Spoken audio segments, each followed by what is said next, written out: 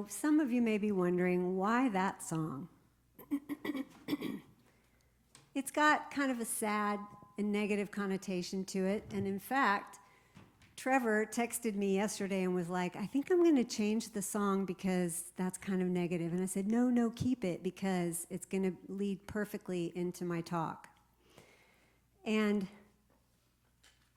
when I walked in this morning, Ting said that she watched the Sunday equivalent of Good Morning America. I don't know what it's called, but and today they interviewed Harry Chapin's kids. Okay, how wild is that? And they talked about the song, and I think someone mentioned, that's sad. It's kind of negative, that the dad wasn't around and then the son became like him. And they said, well, but at the end he says, work is a hassle and the kids have got the flu. So he was actually being there for his kids. So they wanted to make that point known. And also they said that when Harry Chapin wrote it, he was writing it from the perspective of Harry Chapin's wife, who had been married before, and her first husband was like that. He was gone all the time and wasn't available for the kids. But the kids made a point to say that Harry Chapin was not like that. He was always there. But the reason why it ties into my talk is because how many had fathers growing up that just weren't available? Just one? That's what I thought. And the reason that happens, I believe, as I went within and did some exploring about this topic, it's because of societal norms. Every generation, I believe, heals from societal norms just a little bit more, but my dad was taught that by his dad and his mom, that you have a really, really strong work ethic and you work really, really hard to make the money so that the family can live in the manner that they are accustomed. He used to say that a lot. And so I got used to my dad not being around because that just seemed normal. It seemed normal for all of my friends to not have dads who were very present either. So I think what was taught to him. And I remember my dad used to say things like, you work hard, you pay bills, and then you die. And I thought, that's so sad. And I'm afraid he self-fulfilled that prophecy. I lost my dad 8 years ago, and I wonder if he ever really had a chance to super-duper enjoy his life. I wonder if he ever had a chance to feel his feelings. I mean, as women, we can take the time to feel our feelings because we're known as the gatherers, and when you gather, you gather relationships and you gather conversations, and we have time to explore, and we don't have to work as hard as the men. And then men don't have a chance, ever. So I wonder if after my dad had retired, if he didn't get sick, what would life have been like for him? And I wish I could have seen that for him because I can't think of anyone who deserves it more than a dad who worked really, really, really hard for his family. I also wonder if he didn't work so hard, what would he do with himself when he was home? I mean, he did retire for like a minute, and then he got bored, and he had to go back to work. It was so programmed in him. And then my parents had a friend who died of Alzheimer's and was in a nursing home, and when they went to visit him, he thought he had his cell phone, and he felt like he needed to be near his phone. Isn't that right, Mom? My mom's in the audience. in the congregation today. He was so attached, and that was back before cell phones were even as big as they are now. But he was so attached to his work and his identity. And I remember visiting my dad after he had had hip surgery with dementia associated with Parkinson's, and he was having me take inventory for furniture because he was a furniture person. Like, he lived, breathed, ate, and slept furniture. And so when I was in his room, he would just talk about furniture. Are there 8 bed frames? No, Dad, there are 10. That kind of thing. So it's just something to ponder. I don't really have the answer, but I have some exploring for us to do.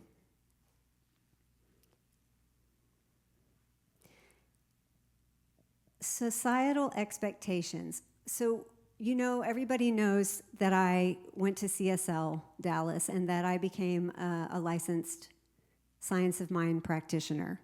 And we had this saying, Ernest Holmes was the founder of Science of Mind, and he was around the same time as the Fillmores. I believe they were contemporaries. And Science of Mind is not so different from Unity. But he had this term called race consciousness. And race consciousness is not about race as we know it. It's about the collective buy-in. It's like, okay, so what is something that maybe your mom said to you when you were growing up that you took to heart and you just knew it to be true? Like, even something like, well, we have neurological stuff in our family, or we have cancer in our family, or we have this, because race consciousness says that if you have that in your family, you're going to have it too. And Science of Mind helped me defy race consciousness. It helped me learn other sayings like principle is not bound by precedent. Just because something happened in the past doesn't mean it has to happen here. And every bit of work we do, diving deep, I believe we are healing generational hurt, generational wrong. So, societal expectations, if we follow them, if we do what is expected of us, are we actually being authentic? I don't think so. I still have my own beliefs about how a woman is supposed to be in the world. They're just in there, like race consciousness, like little words just stuck in my brain, and they're hidden until I find them. And when I have the awareness, then I want to heal them, and I say, no, you're not welcome here. No. But I have watched myself turn myself into a pretzel just to keep a relationship. I identify as a straight female, and I am currently single because I'm exhausted from trying to turn into a pretzel to try to keep a man around, because I believe that you have to do certain things to keep a man around. And I look at that now and I just think, I'm not being authentic. I'm abandoning myself every time I do a thing just to keep him happy, because that's what I was taught to do. I don't know who taught it to me. I don't know where I saw it, but I learned it. So, men, what are you taught? Are you taught you go to work, you pay bills, and then you die? Are you taught you have to be stoic? I was talking to the band this morning, and Trevor Zajac, he's the youngest one in the band, and he was saying that Stoicism is a thing. It's a trend now. So, like, why didn't it? I don't know why it even came back. I don't know if it was ever gone, but if a man is being stoic and he's stuffing his feelings, all I think about is you're stuffing the shadow side which it's only in shadow because it needs to be brought out into the light. And when you stuff it, it's like if you put too much stuff in a sandwich and you put the pieces of bread together, it goes out the sides. If you stuff something, it has to go somewhere, so it comes out sideways, right? So we're going to talk a little bit about masculine and feminine. So I looked it up because I wanted to know. I asked Miss Google, is masculine and feminine associated with gender, identity? What is it? And Google said masculine and feminine are often associated with gender roles and expressions. They are not considered distinct gender identities in themselves. Gender identity refers to a person's internal sense of being a man, woman, or neither, while masculinity and femininity are more about the social expectations and expressions associated with those genders. So another coincidence, besides the cats in the cradle and the interview with Harry Chapin, I just can't even believe that. That's so crazy. But I can. That stuff happens to me all the time. I can't, but I can. I went and got a massage this week by a really gifted massage therapist that I see because I was doing trade with her for voice lessons. And she is not even 40. And when she talks, I feel like I'm speaking to an elder. And she says she's always identified with crone energy, even when she was little. She told me just out of the blue about this book she's reading called Sovereign Love. And wouldn't you know it, it's about the divine masculine and feminine. I was like, that's so weird. I'm giving a talk about that on Sunday. So it's called Sovereign Love, A Guide to Healing Relationships by Reclaiming the Masculine and Feminine Within, by Danae Logan. And she said the reason they were reading that book is because they're exploring all the healing that they can do in their marriage. And it occurred to her all the things she's been doing, even in her, late 30s, which is so much younger than me, that she's been believing and she's been doing because women are taught they're supposed to do this for men. And then she's looking at all the things that he believes that he's supposed to do because he's taught this is what you're supposed to do for your family, and this is what you're supposed to do for your life, and this is how you're supposed to act, and this is what you can expect. So we talked a little bit about that, and I said, the words toxic masculinity are such a catchphrase right now. I think a year ago or two it was narcissism. That was big. Right now it's toxic masculinity, and I don't choose to use that word toxic because I don't think it's fair. I don't think it's fair to men, because just like there can be toxic masculinity, there can be toxic femininity as well. So I looked up some key traits, and I want to read from the book Sovereign Love what she says healthy masculine energy is.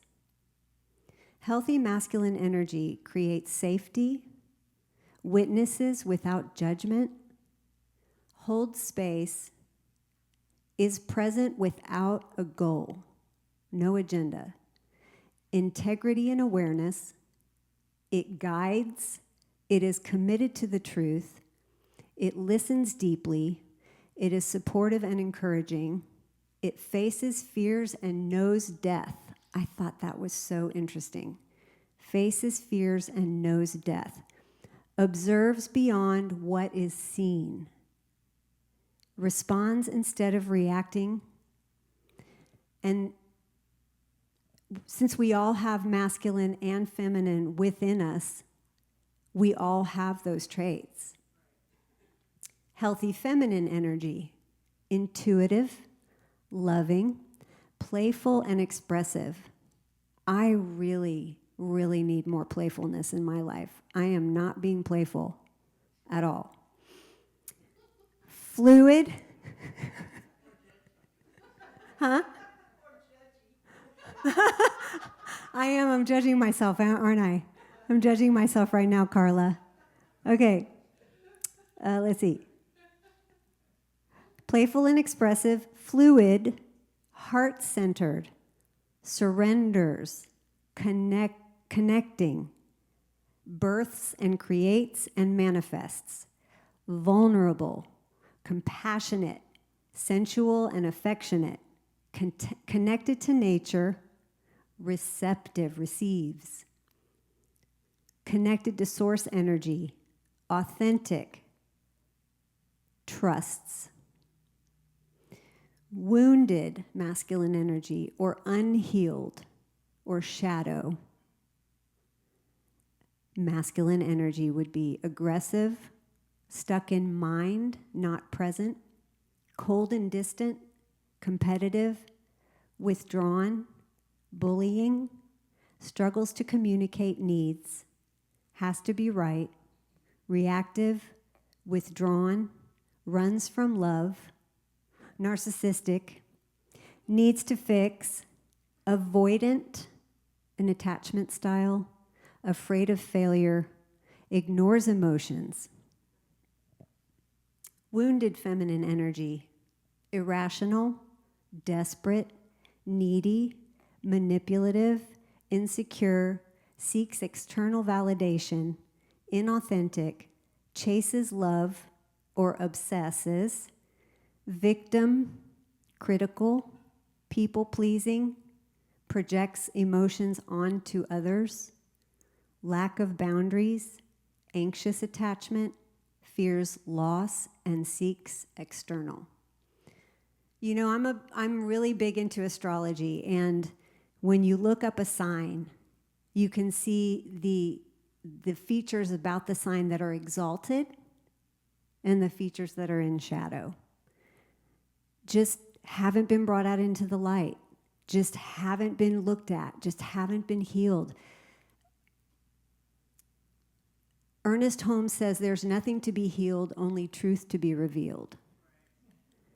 And you can't reveal a thing unless you bring it out into the light. And as you know, darkness doesn't fight back. Light just, it illuminates. It goes into every corner where there's a little bit of darkness and lights it up and says, come on out, come on out. But some of the words that I described with the wounded masculinity reminds me of some leadership in our world right now.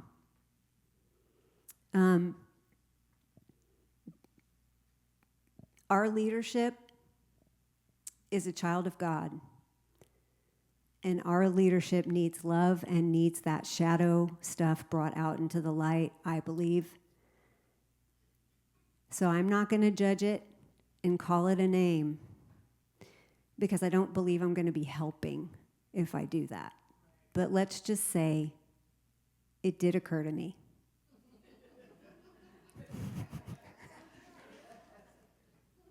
I don't like to bring politics up to the platform. That's just not my thing. I'd rather sing songs about how there's one power. That's my thing.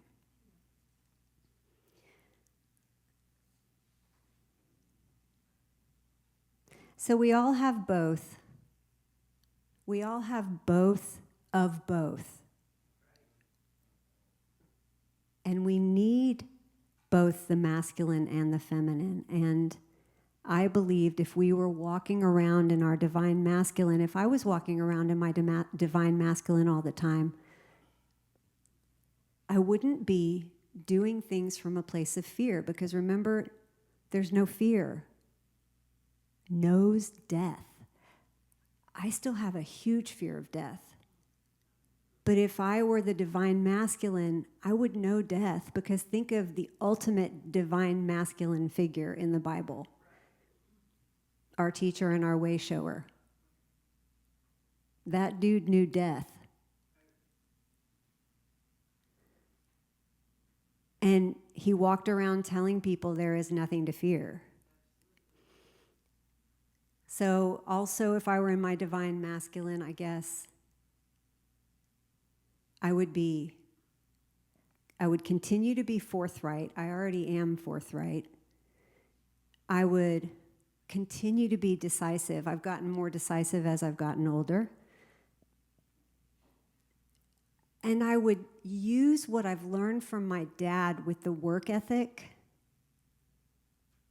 and I would balance my work ethic with my life, with my downtime, with my exploration, with my going within. So be thinking this week of ways that you can be in your divine masculine and in your divine feminine. I'm sorry that I didn't put any of this up on slides.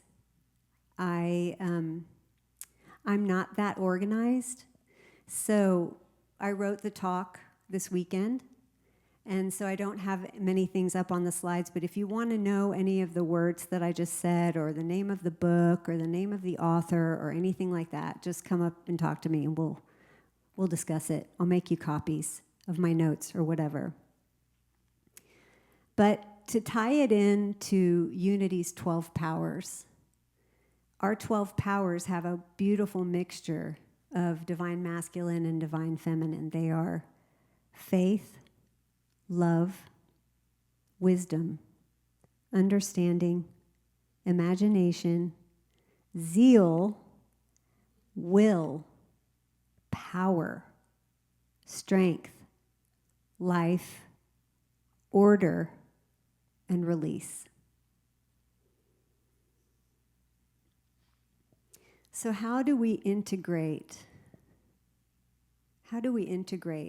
our divine masculine and divine feminine, and how do we heal our wounded masculine and our wounded feminine?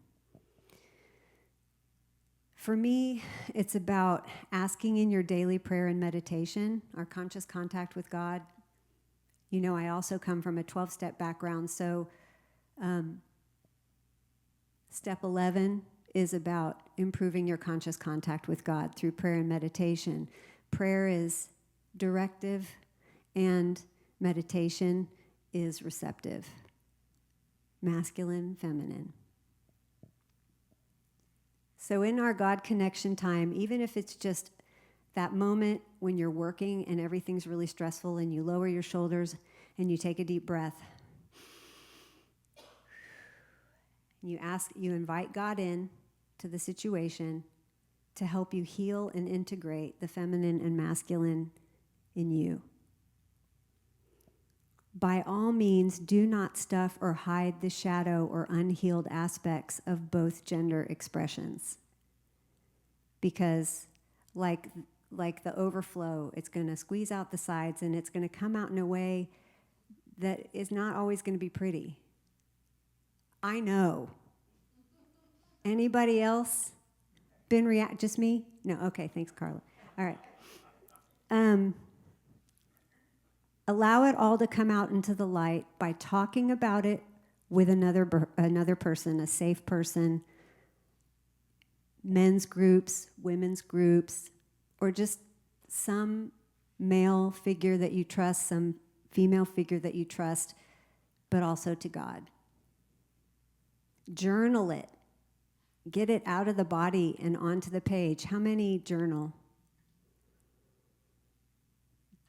Then you get the importance of it. It gets it out of the body. It's a way for you to just say it all, brother, and put it there, and then you get to look at it and go, wow. And then it's not weighing you down so much anymore, because I believe that the wounded and unhealed aspects of the feminine and masculine, they create expectations in us, and like we've heard before, an expectation is a resentment in training. And then if we have a resentment and we're walking around with that resentment, I believe it can make us sick.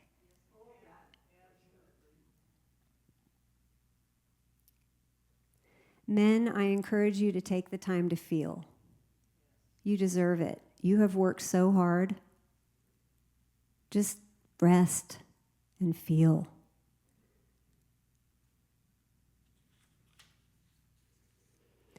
Everyone, it's exhausting propping ourselves up by societal norms and expectations of this is just what a man does, or this is just how a woman is supposed to be. Step into your authenticity so you don't abandon yourself. And that's all I got. Thanks.